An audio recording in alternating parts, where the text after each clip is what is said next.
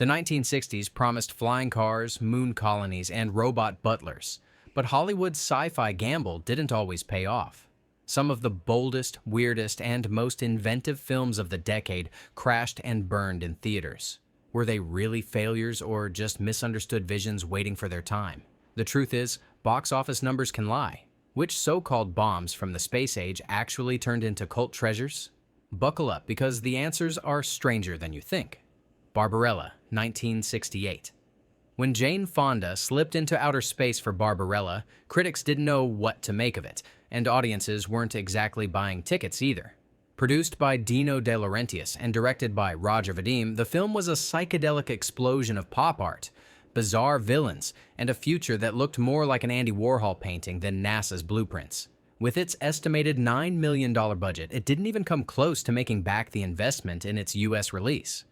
So why is Barbarella now legendary? Simple. It dared to be unlike anything else.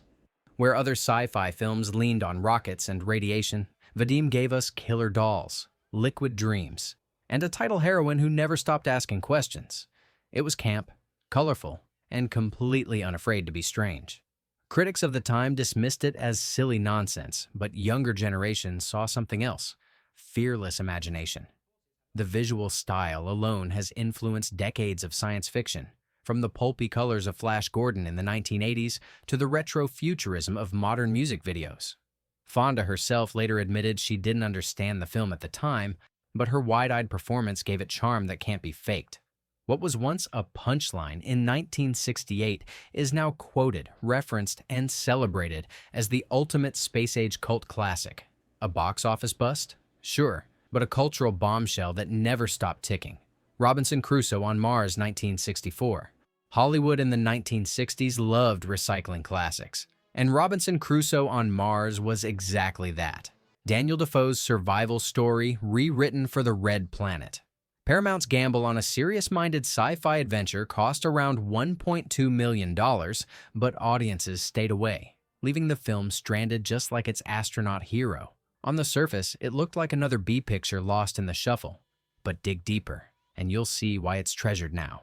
Directed by Byron Haskin, the same man behind The War of the Worlds 1953, the film followed astronaut Kit Draper as he crash lands on Mars and fights to stay alive. Forget flashy aliens or laser battles. This was about survival, resourcefulness, and the crushing loneliness of space. The film cleverly turned Martian landscapes into metaphors for isolation, and its visual effects, while modest, were surprisingly ambitious for their time. Critics initially saw it as too slow, too serious, and not fun enough compared to monster-filled contemporaries. But later, generations reappraised it as one of the smartest, most grounded sci-fi films of the decade. NASA astronauts themselves reportedly admired its technical seriousness, especially in its depiction of limited oxygen and survival strategies. That realism, paired with the film's quietly haunting tone, gave it a staying power that box office figures can't measure. Ignored in theaters, Robinson Crusoe on Mars is now studied as one of the most forward-thinking American sci-fi survival stories. What audiences dismissed in 1964 feels eerily close to what future explorers might actually face. Sometimes, being too real is the reason a movie fails, until history catches up. Seconds, 1966. If you think modern audiences are squeamish about identity-swapping thrillers, imagine how 1966 moviegoers reacted to Seconds. Directed by John Frankenheimer, the same man who brought us The Manchurian Candidate, the film told the story of a middle-aged man who gets a brand new identity and body through a mysterious corporation. On paper, it was science fiction meets midlife crisis. In reality, it was a complete disaster at the box office. Released by Paramount, Seconds baffled critics and alienated audiences. The cinematography by James Wong Howe was intentionally disorienting, with wide-angle lenses and surreal close-ups that made everything feel like a fever dream. Viewers didn't want to feel uncomfortable in 1966. They wanted rocket ships and ray guns. Instead, Frankenheimer gave them paranoia, corporate corruption, and the horror of losing yourself in the chase for a better life. Rock Hudson, cast against type as the new identity, delivered one of the strongest performances of his career. But it wasn't enough to win over audiences who saw the film as grim and confusing. Reviews at the time were brutal. Yet today, Seconds is praised as a visionary masterpiece, influencing directors like Martin Scorsese and Jonathan Demme. Its themes of body transformation and corporate control feel even more relevant in the age of cosmetic reinvention and biotech. The irony? A movie about the danger of second chances didn't get one until decades later. Now, it's a staple of serious sci-fi discussions, the kind of film students call essential. Back then, it was rejected. Now, it's unforgettable. The Power, 1968. MGM thought they had a hit with The Power. It had a big budget, top talent, and a concept ripped straight from the pages of science fiction pulps. A secret government project where one of the scientists has psychic powers strong enough to kill. The setup was perfect for Cold War paranoia. Unfortunately, audiences in 1968 didn't show up, and the film's commercial hopes fizzled. Directed by Byron Haskin, the same filmmaker behind Robinson Crusoe on Mars, the movie blended mystery, paranoia, and supernatural spectacle. Starring George Hamilton and Suzanne Pleshette, it spun a story where trust breaks down inside a group of brilliant scientists, because one of them may secretly be the most dangerous mind on Earth. It's part murder mystery, part sci-fi thriller, and part nightmare. Critics were unimpressed, calling it over the top and hard to follow. But in hindsight, The Power looks like a bold attempt to bring cerebral sci-fi into the mainstream. Its special effects, especially the surreal hallucination sequences, were ambitious for the time, pushing what MGM could pull off in the late 60s. The score by Miklos Rosa added a haunting weight that elevated the film far beyond its B-movie peers. Though dismissed at release, The Power has since gained recognition as an overlooked gem.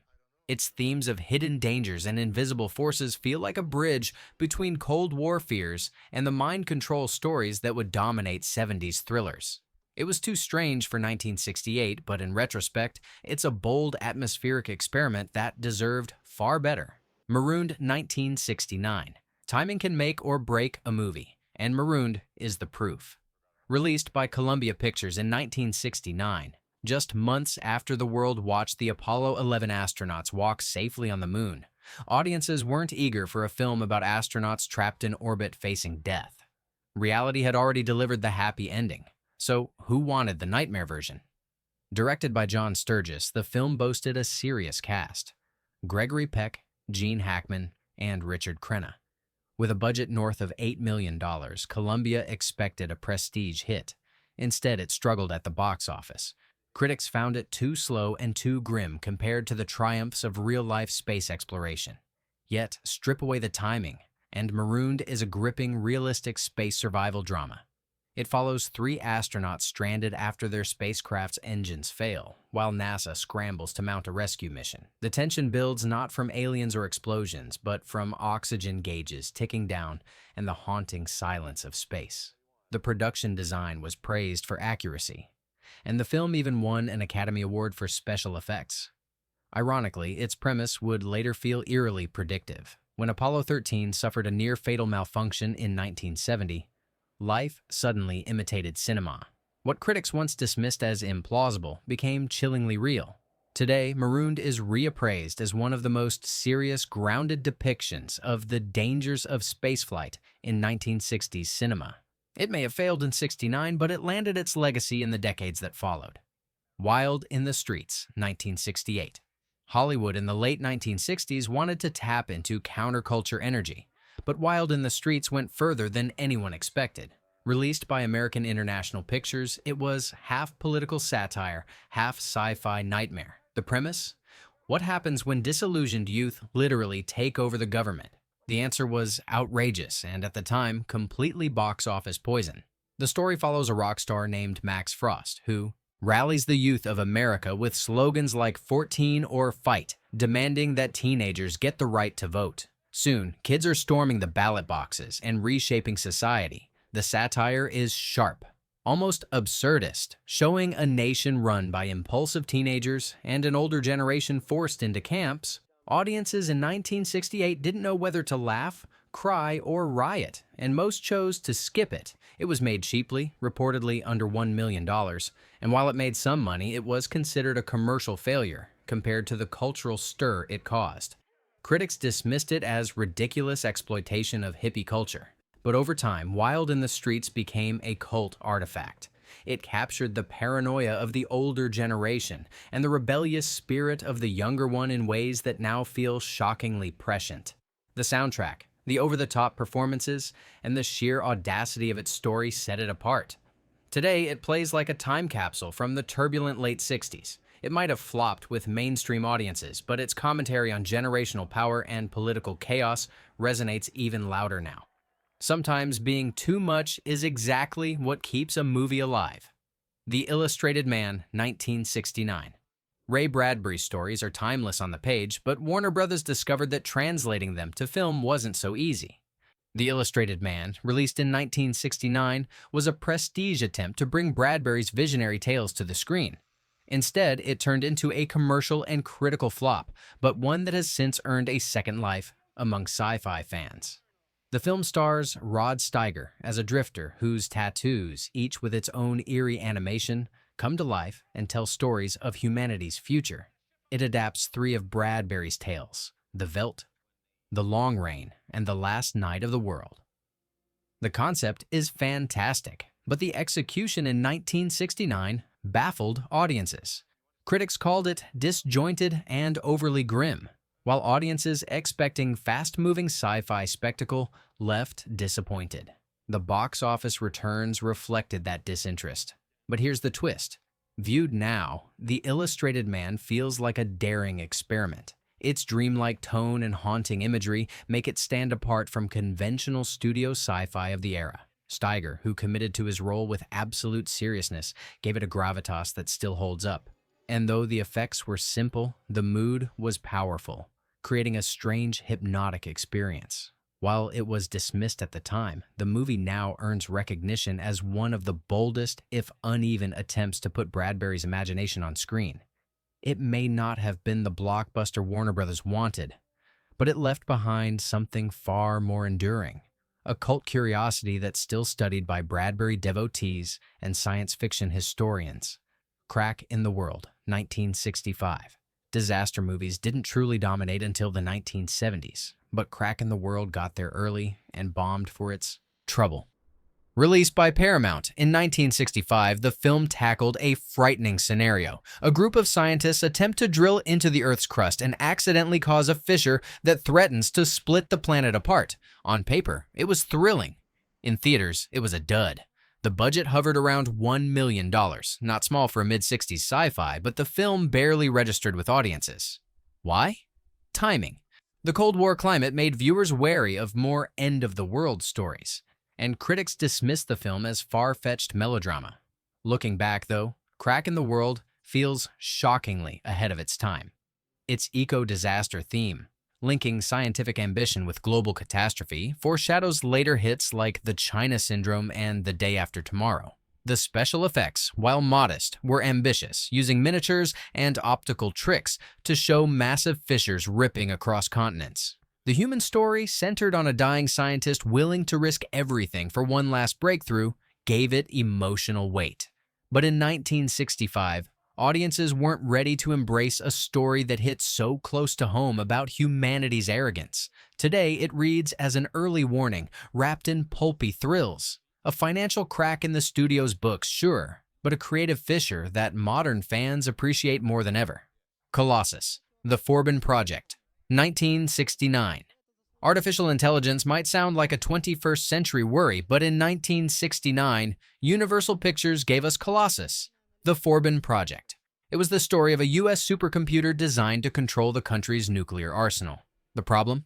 It gains self-awareness and decides humanity is too dangerous to be trusted.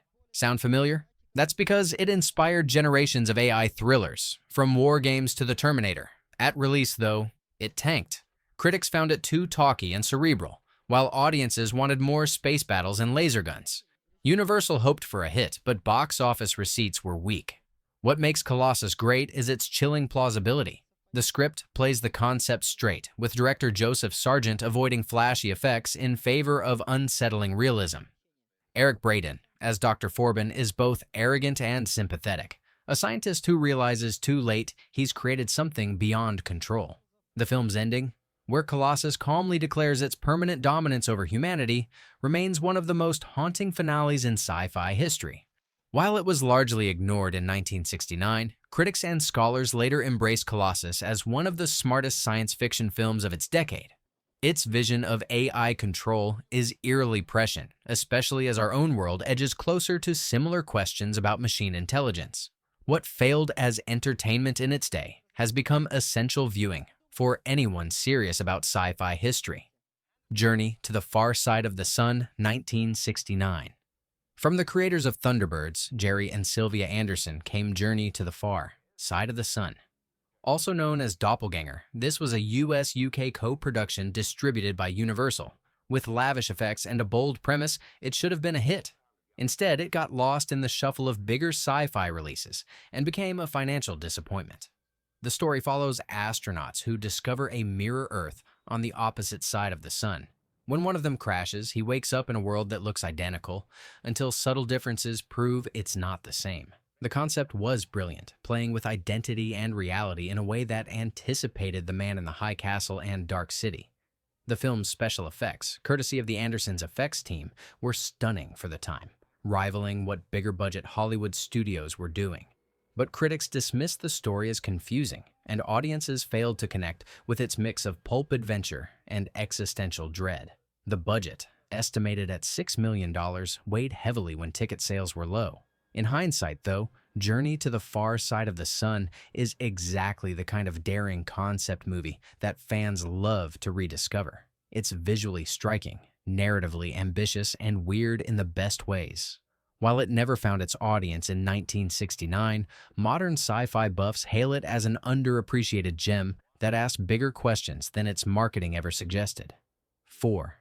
D-Man, 1961. Sometimes timing kills a movie more than quality does. 4D Man, released in 1959 and reissued widely in the early 60s, promised a mind-bending tale of science gone wrong. The premise? A scientist discovers how to pass through solid matter, but the side effect is deadly. His power drains the life out of others. It had everything a late 50s audience could want: ambition, paranoia, and a dash of horror. So why didn't it succeed? Produced by Jack H. Harris, who had just scored big with The Blob, 4D Man was expected to follow suit. Instead, audiences treated it like a cheap knockoff and stayed away. Critics weren't impressed either, calling it too slow for a sci-fi thriller. By the time it was reissued in 1961, the space race was in full swing, and people wanted rockets, not metaphysics. And yet, 4D Man holds up surprisingly well. Its visual effects, especially the scenes of actors walking through walls, were inventive for the era.